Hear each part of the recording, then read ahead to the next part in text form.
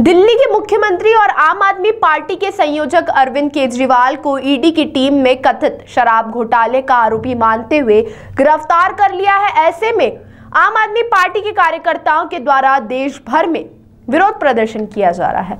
इंदौर में भी पार्टी के कार्यकर्ताओं ने कलेक्टर कार्यालय पहुंचकर नाराजगी जाहिर की है। कार्यकर्ताओं ने ईडी और भाजपा के नेताओं पर गंभीर आरोप लगाते हुए उनके खिलाफ नारेबाजी की। इधर शहर में प्रदर्शन की अनुमति नहीं दिए जाने पर भी कार्यकर्ताओं ने नाराजगी जाहिर करते हुए जिला प्रशासन पर गंभीर आरोप लगाए हैं। उन्होंने कहा कि प्रदेश सरकार के दबाव में आकर जिला प्रशासन ने उन्हें प्रदर्शन की अनुमति नहीं दी है, जबकि पार्टी के कार्यकर्ता रीगल तिराहे पर शांतिपूर्ण तरीके से प्रदर्शन की अनुमति मांग रहे थे।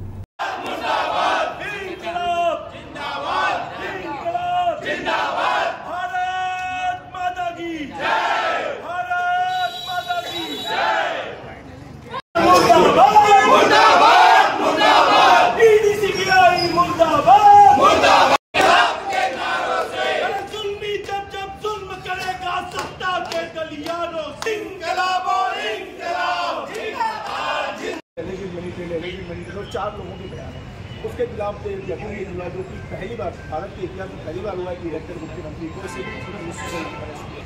तो क्या करें हम, आप बताइए। फिर हम यहीं पे आएंगे, यहीं पे हम बैठेंगे।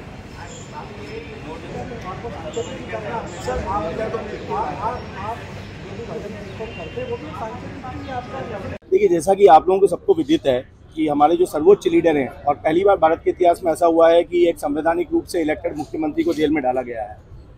उसके विरोध के लिए हमने एक आवेदन दिया था कि एक शांतिपूर्ण विरोध प्रदर्शन हम करना चाहते थे रीगल तिराहे पर।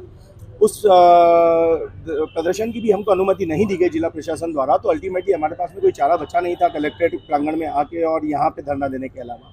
तो हमारा यही है कि भाई, यदि कोई राजनीतिक दल आप उसके सर्वोच्च लीडर को एक ड्रैकोनियन लॉ की आड़ लेके जेल में डाल देते हो और उसको फिर प्रदर्शन की भी अनुमति नहीं देते हो, तो किस तरीके से काम चलेगा। तो अब हमारे पास में कोई चारा बचा ही नहीं है। नियम से यदि हम चलना चाहें तो नियम से प्रशासन चलने नहीं देता, भाजपा की सरकार चलने नहीं देती।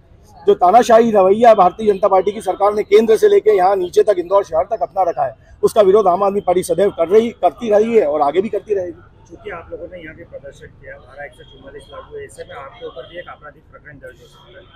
देखिए, अब जो होगा सो होगा, ठीक है। अब हमारा सर्वोच्च लीडर जेल में है, तो अब इन चीज़ों की परवाह करने से तो बात ऊपर उठ चुकी है। हम चाहते थे कि नियमानुसार हम हमारा काम करें। हमने यहाँ पे खड़े होकर अपना जो बात थी, कलेक्टर महोदय भी आपने देखा, हमने कलेक्टर साहब के सामने भी हमारी बात रखी है। हमें सबसे बड़ी बात, हमें गुस्सा इस बात का है कि भाई हमें कारण तक नहीं बताया गया कि आप क्यों अनुमति निरस्त कर रहे हैं। तो कोई कारण तो बताने के लिए जवाबदेह है कि नहीं है प्रशासन आज की तारीख में। भाई, विरोध प्रदर्शन करना एक लोकतांत्रिक दल का, एक राष्ट्रीय पार्टी का संवैधानिक अधिकार है कि नहीं है। तो आज इस देश में जब संवैधानिक मूल्यों के ऊपर मूल बहस छिड़ी हुई है, आज इस देश के अंदर जब संविधान की रक्षा की लड़ाई छिड़ी हुई है, तो आम आदमी पार्टी का हर सिपाही उस लड़ाई को पूरे दम से लड़ेगा, तन मन धन से लड़ेगा। डॉक्टर पीयूष जोशी, मुख्य प्रदेश प्रवक्ता, आम आदमी पार्टी मध्य प्रदेश। देखिए, इस प्रकार की कोई भी अनुमति प्रदान नहीं करी गई है और देखा जाएगा अगर बिना अनुमति के इस प्रकार का प्रदर्शन में जो लोग भी शामिल होंगे के खिलाफ जो भी वैधानिक कार्रवाई होगी वो करेगी। विरोध करने के लिए उनके द्वारा धरना देने के लिए अनुमति मांगी गई थी। आचार संहिता के चलते हुए वो अनुमति जारी नहीं की गई थी। उसको लेकर के उनके द्वारा एक आवेदन दिया गया है कि हमको अनुमति देने के लिए पुनः विचार किया जाए।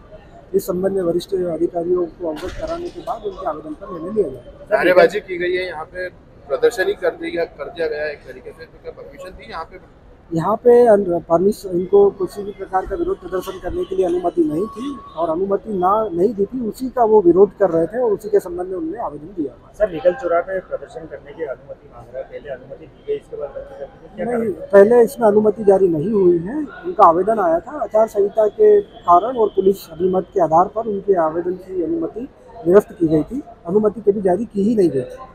बिना अनुमति के उन्होंने यहाँ पे प्रदर्शन करा, क्या कार्रवाई की जाएगी? आदर्श आचार इसमें आचार संहिता के उल्लंघन के संबंध में जो भी नियमानुसार कार्रवाई होगी वो की जाएगी।